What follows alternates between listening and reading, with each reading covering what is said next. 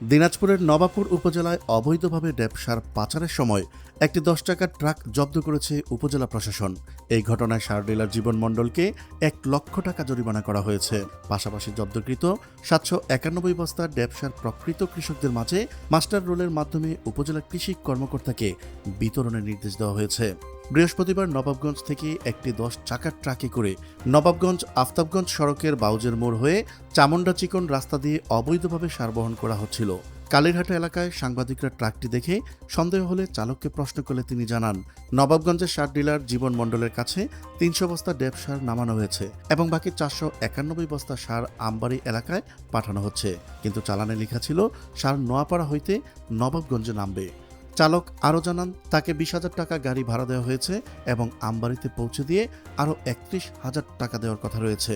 পরবর্তীতে সাংবাদিকরা মোবাইল ফোনে ডিলার জীবন মণ্ডলের সঙ্গে যোগাযোগ করলে তিনি দাবি করেন, আমি ঘুরিয়ে আনতে বলেছি, সে ওই দিক যাবে কেন?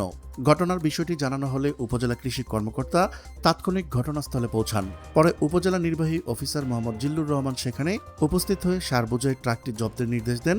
পরে জব্দকৃত ট্রাকটি নবাবগঞ্জ উপজেলা পরিষদ চত্বরে নিয়ে আসা হয়। বস্তা ড্যাপ নিতে যাই, এক বস্তা পটাশ নিতে হবে। কেন? আমার জমিতে এক বস্তা পটাশ লাগবে না ভাই, জিম্মি। কারণ আমরা কেন এক বস্তা পটাশ নিব? ড্যাপ যদি আমাদের বাইরে পাচার করে দেয়, সেক্ষেত্রে কি আমরা এই ড্রাইভার নিব? ওদের দরকার নাই। আমাদের এলাকার গাড়ি আসছে, গাড়ি কি আমাদের সার দিবেন পর্যাপ্ত পরিমাণে, দিয়ে আপনারা কি করবেন করেন ভাই। আমাদের সার কেন বাইরে বিক্রি হবে? আমাদের থানাতে আসছে, বাইরে থেকে চালানো হচ্ছে আমাদের থানা, নবাবগঞ্জ থানা। প্রশাসনের তদন্তে সার ব্যবস্থাপনায় অনিয়ম, অবৈধ মজুদ ও পাচারের প্রমাণ পাওয়ায় ডিলার জীবন মণ্ডলকে ভোক্তা অধিকার সংরক্ষণ আইনে ২০০৯-এর ৪৫ ধারায় এবং অত্যাবশ্যকীয় পণ্য নিয়ন্ত্রণ আইন ১৯৬৫-এর ৩ ধারা লঙ্ঘনের দায়ে ৬ ধারার দণ্ড হিসেবে ১ লক্ষ টাকা জরিমানা করা হয়। এ সময় ইউএনও মোহাম্মদ জিল্লুর রহমান উপজেলা কৃষি কর্মকর্তাকে নির্দেশ দেন ৭৯১ বস্তা ড্যাব সার মাস্টার রোল প্রস্তুত করে প্রকৃত কৃষকদের মাঝে স্বচ্ছতার সঙ্গে বিতরণ করতে হবে, যাতে কোনো মধ্যস্বত্বভোগী বা কালোবাজারিরা সুযোগ নিতে না পারে। ইউএনও মোহাম্মদ জিল্লুর রহমান আরও বলেন, কৃষকদের জন্য বরাদ্দকৃত সার কোনোভাবেই কালোবাজারে যেতে দেওয়া হবে না। কেউ অনিয়ম করলে তার বিরুদ্ধে কঠোর আইনগত ব্যবস্থা নেওয়া হবে।